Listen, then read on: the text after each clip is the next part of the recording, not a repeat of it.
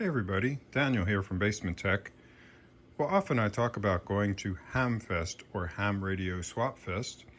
Well, the biggest one in the world in Dayton, Ohio was last weekend and I did attend. So I want to show you the kinds of things that one can expect to obtain and give you an idea of pricing.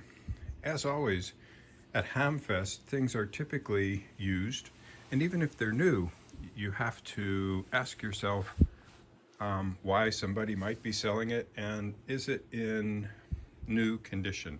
So that caution is always there. You take a chance by buying anything used at a Hamfest. You can see I have quite the variety of things that I picked up.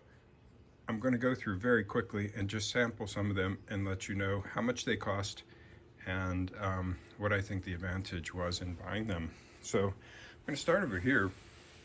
Down at the Zim Knife shop, there's a garage door opener with a battery backup, and rather than rework the whole thing, I found some old batteries that were claimed to have been load tested, so that should make a quick fix of that with VFDs. Sometimes power line filters are useful. You can see that one was $5. Typically I don't know, I think it's probably closer to $50. At probably the other end of the spectrum is this, which is a dual band TYT DMR radio. It's the 2017 model, so I purchased it at about half of its original retail price, so that was $110. Dual band DMR, which will be used with this little DMR hotspot. I purchased that for $50, and some of you probably know you can get clones for about that price. That one's all fully built and came with the case. It's the original Zoom Spot actual brand name. So I'm kind of excited about that. It has the Raspberry Pi underneath as well. Back here is a Nano VNA.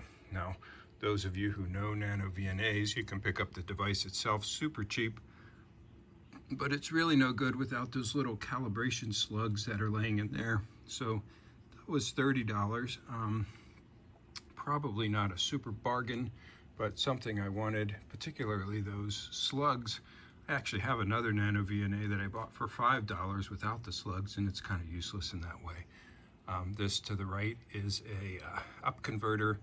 Takes ham radio frequencies and puts them up into the range of some of those cheap SDR dongles that you can buy. As always, there's always parts, so some fans for $2 a piece, a proto board for $5, which was really, I think, quite a bargain. Terminal strips are ubiquitous and always something to buy. Those were $1 for each pack, I believe. Down at the Zim Knife shop, I have some air cylinders. So I picked up this valve here for $10 and paired it with this power supply DinRail 24 volt power supply for $5.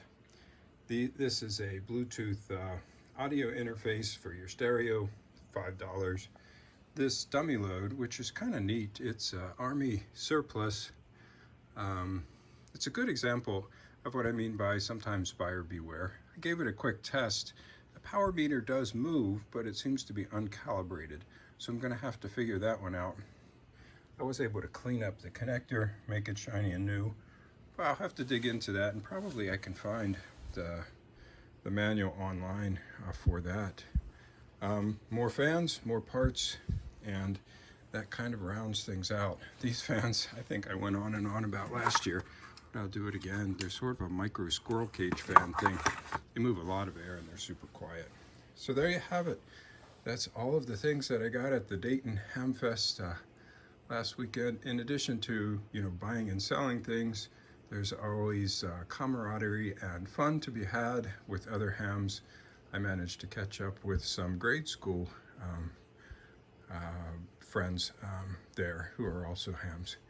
Anyway, I hope you found this useful, and it gives you a little bit of a calibration on what Hamfests are about, particularly the big daddy of them all, the Dayton Hamvention, which happens this time every year in Dayton, Ohio.